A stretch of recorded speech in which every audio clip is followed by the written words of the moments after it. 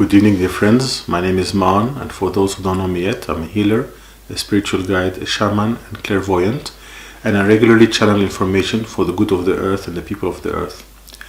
I recently saw in December that there's going to be an event in March, followed by a much more serious event after June. And this seems to be happening at the moment. And out of that, I'd like to share more information with you so that more people are prepared. And together, we can face this calamity the best way we can.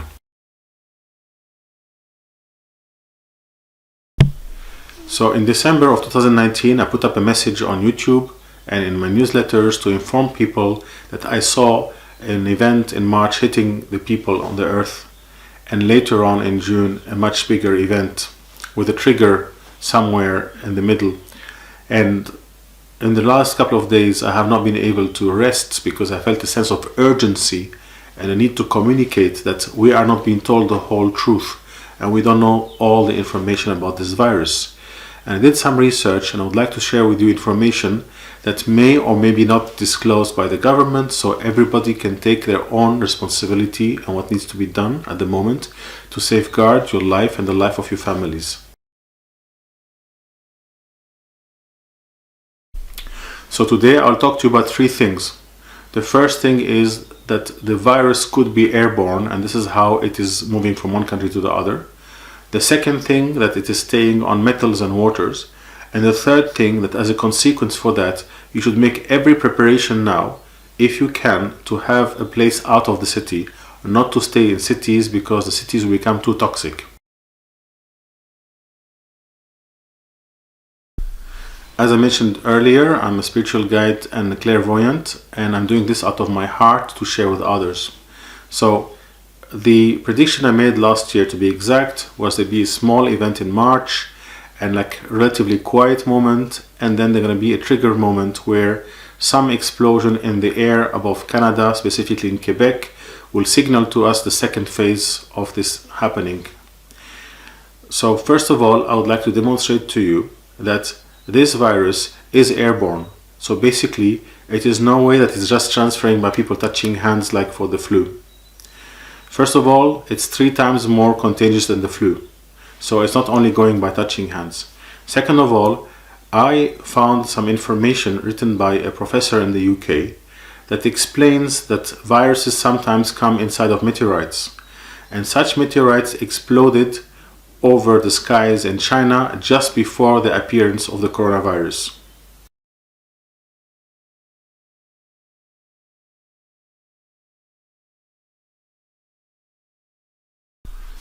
So I'm reading here a document written on the 11th of February in the Express in the UK by a gentleman called Nathan Rao about a Professor Chandra Vikramansi, I hope I'm pronouncing the name properly, from the Buckingham Center for Astrobiology.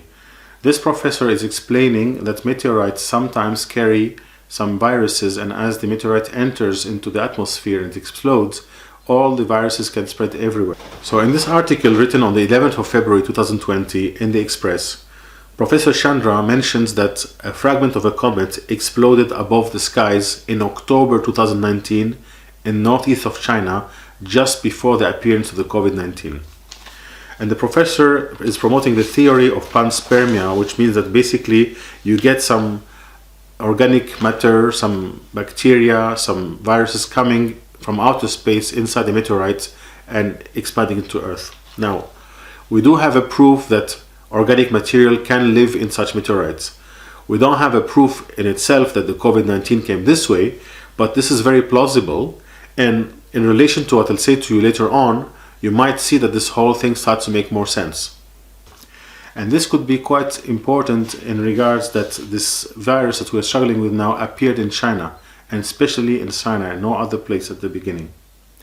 So the professor continues speaking that actually with the winds, this is how it will have traveled from one country to the other. So I decided to investigate exactly the localization of all of these. So first of all, I took a map of all the countries where it started.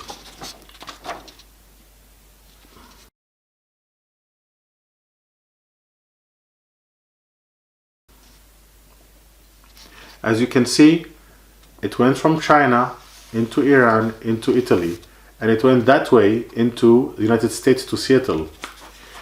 So when you look at the map of how it evolved, you can see actually that it missed India, because between China and India you have a massive column of mountains called the Himalayas.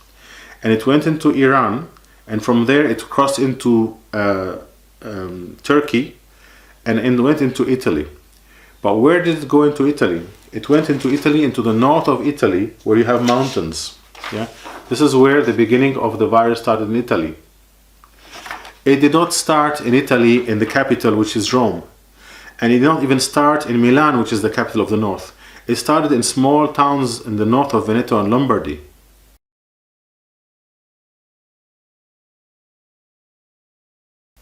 So if such virus was based on people traveling and shaking hands and doing business, it should at least have hit the capitals. It never hit the capital of Italy. It just went below the mountains at the north of the country. In the same way that after doing so, it went into Germany, but it did not go into the capital of Germany. This is Germany, the capital somewhere here. It went into the south and into the west. So again, following the mountains.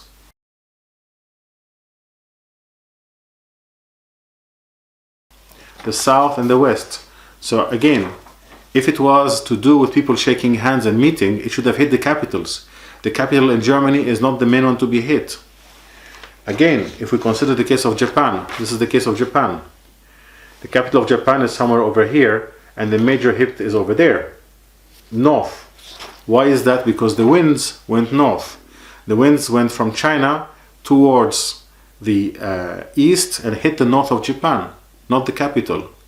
So every time we have a case where the capital city of the country involved is not hit, but some part is hit. So if I go back again to my initial plan, my initial map, where I have here, China is here, the winds went that way and hit the north of Japan and went to Seattle in the States, and they went this way and they went to Iran and Italy and up that way, hitting the east coast of France and the west coast of Germany. So this is definitely not some kind of thing happening because people are doing business and are traveling and seeing each other. Definitely shaking hands and connecting can transfer the virus, but the initial attack of the virus was airborne.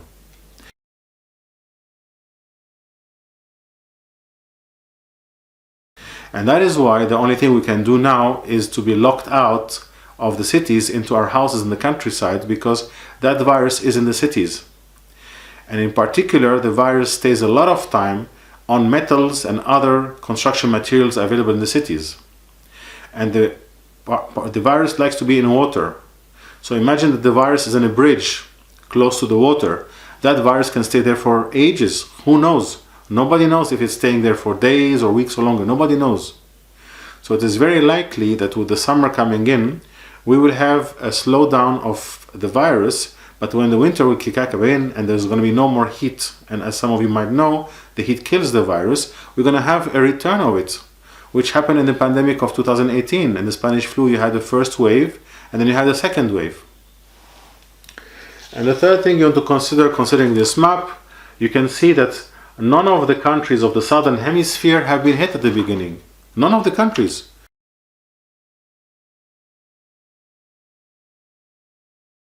Because India has the Himalayas protecting it, most of Sahara was not touched, and most of Brazil and below was not touched either. So it is following the winds. And if you look at the wind map on the internet, I don't have to print one here, but you can see that the winds in the northern hemisphere are doing a full cycle together, and the southern hemisphere going the other way around. The other thing you need to consider is that the main cities where the hit happened are cities that have mountains close to them. So in the north of Italy, we're talking about cities which are at the southern part of the Alps, which are here. What happens if the virus indeed is in a cloud, and this cloud arrives to a mountain, it goes up and then it starts raining. So then through the water, the virus is spreading. And in my prediction in December of last year, I said to people, the problem will come with waters.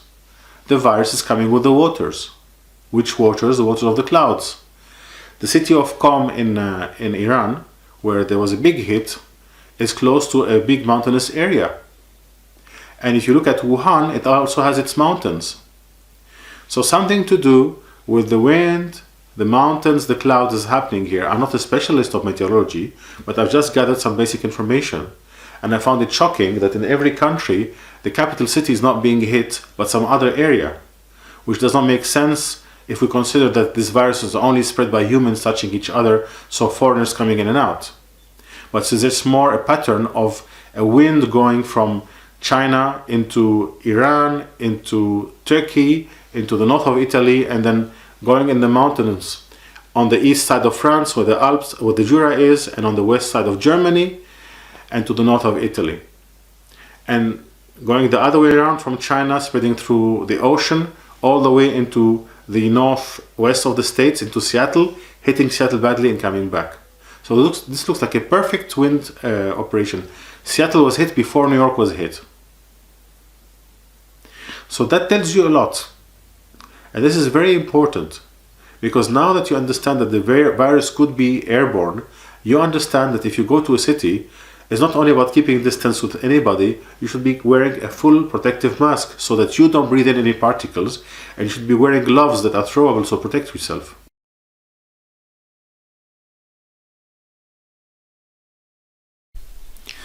As I mentioned, the virus seems to be attaching quite a lot to metals and construction materials. And apparently, when the virus goes into nature, on the grass, it dies. Mother Earth takes care of it. So, from that point, you need to consider how many bridges are in cities, how many metallic elements are in cities. Every part of the city can contain these elements, these viruses, for ages. And if it's wet enough and not enough sun, it will stay there for a while. So, that is why if you do go to the city, it is important that you wear gloves and you put a mask at all times. Now, if my prediction is correct, that there's going to be a second event happening after June, which is going to be much worse than what we have now, you have every interest now to start organizing. You have 3 months to organize, to move to the countryside. Find a way to move to the countryside. Cities will become toxic. I gave this message in December, and I'm reinforcing the message now. And especially if what the professor in Buckinghamshire is saying is true, Professor Chandra from the Buckingham Center for Astrobiology, he's talking about Panspermia, which means that basically viruses and bacteria come inside meteorites, explode on the Earth, and this is how they populate the Earth. If what he's saying is true, my vision of a second explosion over the skies of Quebec in Canada, which is the signal for the second phase, if that happens, you have to move fast. Because if that happens, if there's a meteorite that indeed does explode above Canada and spread more viruses or dangerous elements, you have to go. You have to leave the cities big time. It's going to be very, very dangerous. This is not a normal virus. This is a virus that is there to kill people. It's not the flu. So we need to all protect ourselves and our families.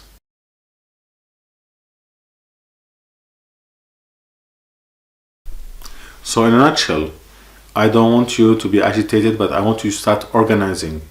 Start organizing now. Where do you go in nature? Everybody knows somebody who must have some nature place to go to. Start getting organized now. You don't have much time. If my prediction is correct and this element happens in Canada, you know that time is run out. Second thing, whenever you're in a city, please do wear a mask at all times, a protective mask, a respirator that actually protects you from what's coming in and going out. This is a normal mask. This will protect somebody from me, but not necessarily stop what is coming from outside in. This is not good enough. This is only good if you are with people and you don't want to give anything to anybody. You need a respirator, you need something like that, which will spot 99% of things coming from outside in. You need this. If you're going out, you need this. You're going to the street, you're going to the supermarket, you're going anywhere, you need this. You need gloves. So the first thing, make the plan to get out of the city. Second, just protect yourself. Third, organize yourself with people around you. Just start getting organizing as groups of people. And keep an eye on everything that is happening, and keep a kind of a critical eye and discerning eye to see what is happening. And then the last thing, remember, we are the children of the earth. We connect with Mother Earth in our hearts. We are protected by the earth. We're protected by the divine white light of wisdom of love that guides us and protects us with its angels at all time. So always connect with your spiritual power. Always connect with your spiritual tribe. As my prediction said, people who will go out in nature and people who will get together in spiritual circles and hold each other will be fine through that. So I surround you with love and send you many blessings.